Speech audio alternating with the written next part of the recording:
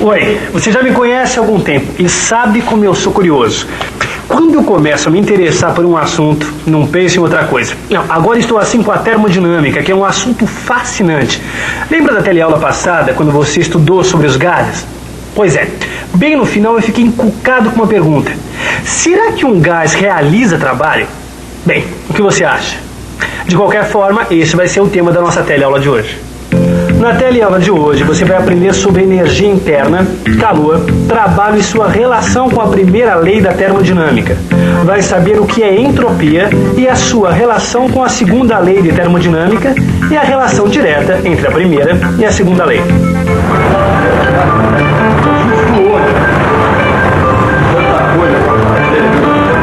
Ô, chefe, tudo bom? Vai arrumar um pneuzinho aí pra gente? Ah, vocês estão com azar, viu? Por quê? A bomba do meu compressor aí tá quebrada. Eu ia até consertar o pneu, mas não ia ter como encher. Não, pelo amor de Deus, quebra esse galho pra gente. A gente precisa andar com o carro o dia inteiro, cara. Rapaz, a gente tem que trabalhar. Dá essa força pra gente aí, rapaz. Tem jeito, não? Eu tenho uma bomba manual, só que aí vai demorar muito Não tem, mais. a gente ajuda. Não ajuda? Ó. A gente ajuda a bombar. Vamos, gente, ó.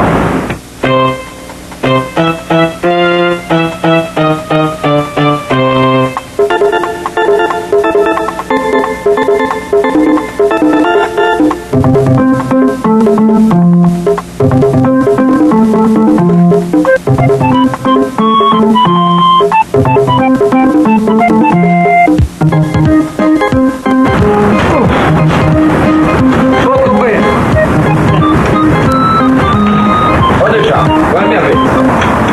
Ô, louco! Essa bomba tá quente, rapaz. Parece que colocaram no fogo. É o trabalho do gás. Trabalho do gás. Vamos lá. Eu, hein? Eu não entendi nada. E vocês? Que história é essa de trabalho do gás? Eu entendi. Afinal, nós já estudamos que o aumento da temperatura de um gás está associado ao aumento da velocidade média de suas moléculas. Está certo, Rosinha, mas para a gente saber a energia total desse gás, é preciso pensar mais um pouco. Quer dizer, não basta a gente pensar apenas na energia cinética de translação das moléculas, a gente precisa considerar outras formas de energia que as moléculas possuem. Mas outras formas de energia? Assim, você está dizendo da energia de ligação entre os átomos que formam as moléculas do gás? Isso e mais alguma coisa, Rosinha. Olha só, pensa numa coisa. Além de ir de um lado para o outro, certo? Além do movimento de translação das moléculas, elas também podem girar. Então elas têm uma energia cinética de rotação. Isso. E a soma de todos esses tipos de energia, nós chamamos de energia interna do gás. E a vantagem desse conceito, ou seja, se a gente utilizar a energia interna do gás, a gente não vai mais precisar se preocupar com cada tipo de energia, porque ela vai representar a soma de todos os tipos de energia que as moléculas podem ter. Ou seja, se um gás está a uma temperatura T1 e vai para uma temperatura T2, nós temos três situações possíveis. Primeiro, se T2 é maior que T1, assim o ΔT é positivo e a variação de energia interna também é positiva, ou seja, ela aumenta. Se T2 é menor que T1, a variação de temperatura é negativa e a energia interna do gás diminui.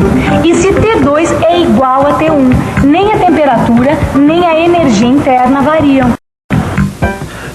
Olha, essa história da bomba de encher pneus veio mesmo a calhar. Acho que graças a ela eu tive uma ideia de como o gás produz trabalho. Você se recorda da equação dos gases perfeitos que a gente viu na última teleaula? Quando um gás com número de moles constante recebe calor, pode variar o volume, a pressão e a temperatura segundo esta relação. Mas deixa eu fazer um desenho do pistão da bomba de ar do borracheiro para poder pensar melhor no problema. Você quer me ajudar a pensar um pouco? Vamos pensar um pouco. Vamos ver. Se o gás, quando recebe calor, expande, quer dizer que ele pode realizar trabalho. O gás recebe calor, e esse calor é transmitido às suas moléculas, aumentando as suas velocidades. Assim, elas se chocarão com as paredes do pistão, aumentando a pressão interna. Com isso, o gás empurrará o êmbolo do pistão, aplicando uma força sobre o mesmo. É isso. Então o gás é capaz de realizar trabalho. Ah, é claro! Se a gente está cedendo calor para o gás, a energia interna desse gás está aumentando. E também vai aumentar o quê? A temperatura, a pressão e o volume desse gás. Não é isso? É, rapaz, olha, e o trabalho a ser realizado pode ser de levantar um objeto, como por exemplo, um pistão, uma pedra, ou mesmo uma válvula de segurança de uma panela de pressão. Ah, mas espera um pouco. Na verdade, o que está acontecendo aqui com a bomba é exatamente o contrário. Exatamente o contrário. Não, peraí, Vicente, aí explica melhor isso aí. Não, fez uma coisa, olha. Nosso amigo aqui, ele está realizando um trabalho sobre o gás, está comprimindo o gás. Consequentemente, está aumentando a temperatura do gás, né? Porque, ó, a bomba está quente. Tá quente. Ah, peraí, eu acho que agora eu entendi o que você está querendo explicar. O trabalho pode ser transformado em calor. Isso. E o calor pode ser transformado em trabalho. Exatamente. Mas aí me diga uma coisa, o trabalho e o calor são a mesma coisa? Hein? Daí uma boa pergunta. É uma boa pergunta. Boa mesmo. Esse é o ponto central do que nós chamamos de termodinâmica, ou o estudo de como os corpos trocam calor entre si. Sabe, Rosinha, vários cientistas no século passado fizeram a mesma pergunta. Qual é a equivalência entre calor e trabalho? Isso não tem a ver com a experiência daquele físico inglês, como é mesmo o nome dele, Marcela? James Prescott Joule. Isso mesmo, Rosinha. Ele fez uma experiência que ficou muito famosa, que foi chamada de experiência de Joule. O que ele fez foi medir a energia necessária para aumentar de 1 grau a temperatura de 1 grama de água. Já sei, 4,18 joules. Exatamente. Seria interessante a gente ficar sabendo um pouco mais dessa experiência. Você não acha? Ele construiu um aparelho que funcionava como um tipo de liquidificador, com pás que agitavam a água. E com este aparelho, ele conseguiu medir o trabalho realizado pelas pás sobre a água. Aí ele relacionou o valor deste trabalho com o aumento da energia interna da água através da sua variação da temperatura, obtendo o valor que você acabou de dizer. E esta equivalência representa uma forma de conservação de energia. Isso porque a energia cedida pelas pás para a água se transforma em energia interna da água. Quando as pás se movem, elas realizam um trabalho sobre o líquido. Isso provoca um aumento da sua energia interna. Então, o trabalho realizado sobre a água se transforma em energia interna. Da mesma forma que o calor cedido a um gás aumenta sua energia interna e provoca sua expansão, podendo então se transformar em trabalho. Bom, o que eu entendi dessa experiência é que a gente pode usar o calor para realizar trabalho e vice-versa. Quer dizer, basta uma pequena quantidade de calor para realizar muito trabalho. Não é bem assim. Como no caso do gás, não é possível utilizar toda a energia térmica cedida, pois parte dela é usada para aumentar a energia interna do gás e só a outra parte é utilizada para realizar trabalho.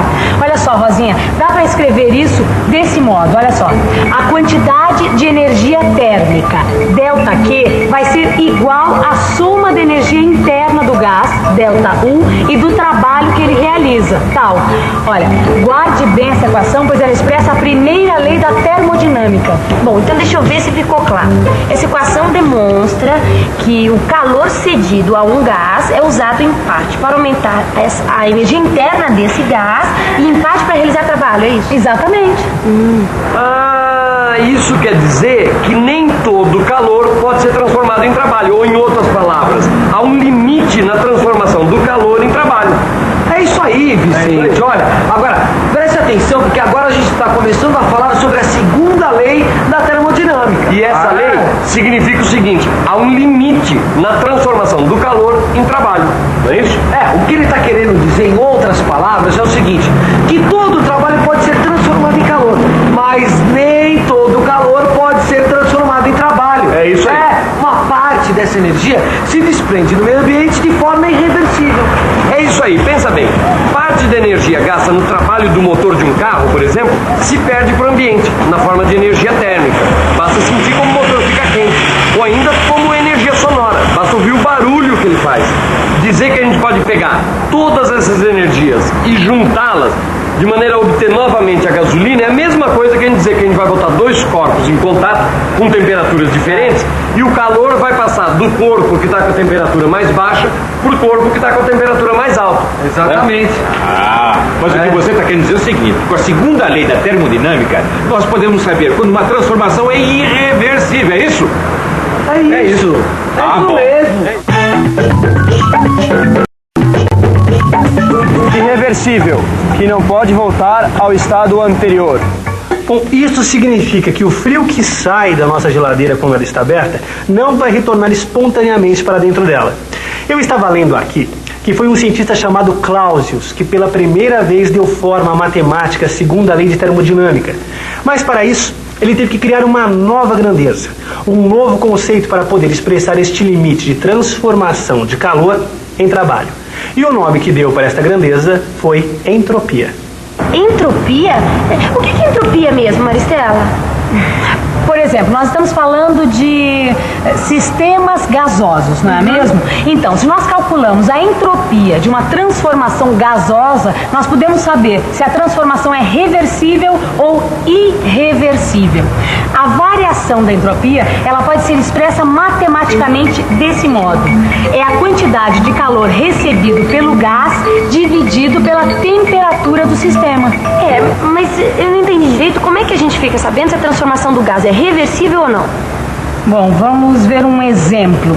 Já sei, assim, ó. Eu vou pegar essa seringa, certo? Essa seringa está sem agulha, certo? Então, a primeira coisa que eu vou fazer, eu vou tapar esse pequeno orifício aqui, tá? O orifício menor. Aí eu vou pressionar, mas de forma muito leve, o êmbolo. Pode ver que o gás sofreu uma pequena compressão. Mas se eu soltar o êmbolo, ele vai voltar às condições iniciais, ou seja, às condições de temperatura, volume e pressão. Essa foi uma transformação reversível, Rosinha, pois a variação da entropia do sistema foi nula. Não houve dissipação de energia. Nenhuma parte da energia se transformou em energia irrecuperável. Mas olha só, se eu fizer a mesma coisa, mas se apertarmos de modo bem forte o êmbolo, o que acontece quando nós soltamos a seringa? O gás não deve voltar às mesmas condições iniciais. E isso por quê? Bom, deixa eu ver. Eu tapo, aperto. Bom, o que eu senti quando eu aperto fortemente o êmbolo é que o gás fica muito comprimido e aquece. Isso significa que a sua temperatura aumentou. E como a seringa não é um isolante térmico, tá? Parte desse calor se perde na atmosfera, conduzido pelas paredes da seringa. É isso mesmo, por isso quando nós soltamos a seringa, parte da energia do sistema se perdeu de forma irrecuperável. O gás não volta mais às condições iniciais. É uma perda irreversível. Ou, em outros termos, nós podemos dizer que a entropia do sistema aumentou. Agora você já sabe o que é uma transformação irreversível. Por isso a gente diz que águas passadas não movem moinho. Bom, mas a nossa teleaula não é assim. Se você perder alguma coisa, fique atento à nossa revisão. E atenção, se liga aí, que é a hora da revisão. Na teleaula de hoje, você conheceu o conceito de energia interna de um gás e constatou que um gás pode realizar trabalho. Aprendeu que a primeira lei da termodinâmica representa a conservação da energia nas transformações gasosas e que existe uma equivalência entre o trabalho mecânico e a energia térmica. Viu também que existe um limite para a transformação de calor em trabalho e que este limite é expresso através da segunda lei da termodinâmica.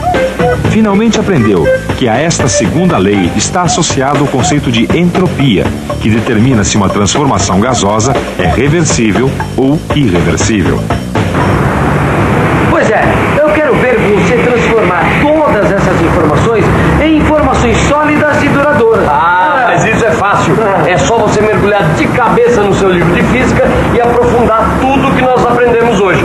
Fazendo os exercícios, hein? Até a próxima. Tchau. Até lá, gente.